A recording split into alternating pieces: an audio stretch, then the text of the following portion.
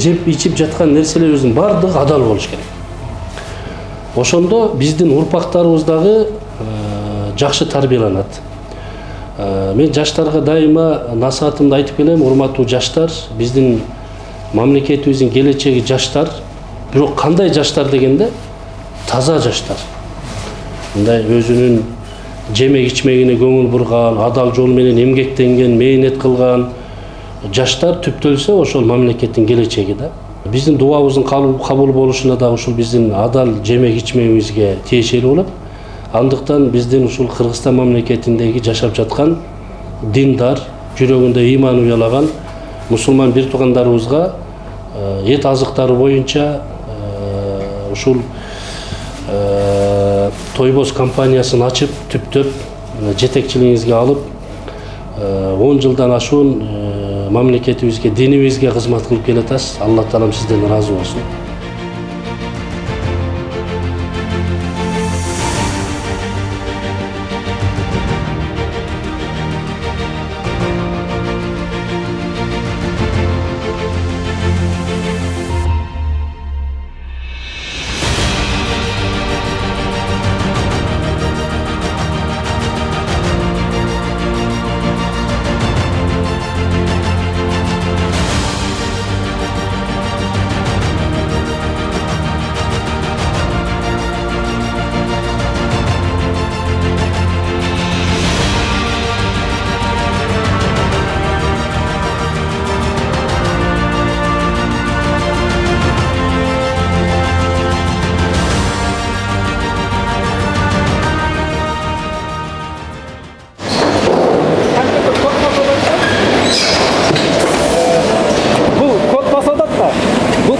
Программа компьютер беріп жатады. Бұл кодты алып тұрып, мысалы біз өзіміздің ішінде программа бар.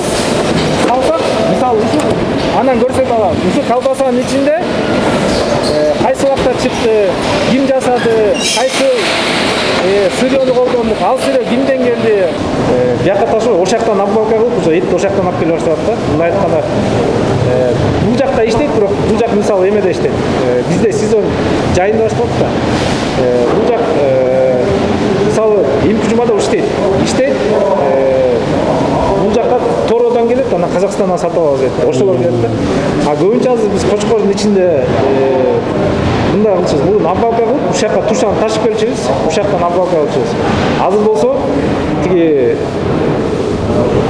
Кочкордун жанына эле ушундай куруп, аяктан сразу обвалка кылып атабыз да. Обвалка кылып туруп, жана сөөгү бар, сөөгүн тиги балыкчыга кетиребиз, ошол жакка сатабыз.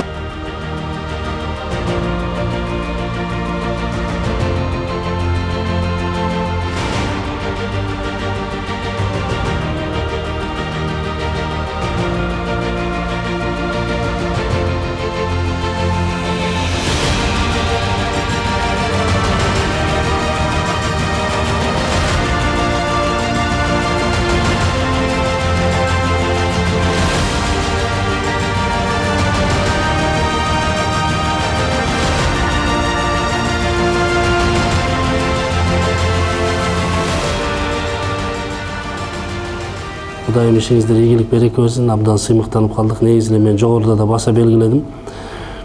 Ислам дини тазалыктын үстүнө курулган. Тазалыкты Кудайым жакшы көрөт. Албетте тазалык дегенде адамдын жүрүм туруму, ички дүйнөнүн тазалыгы, мамиленин тазалыгы, ошону менен биргеликте жемек ичмектин тазалыгы да камтылган.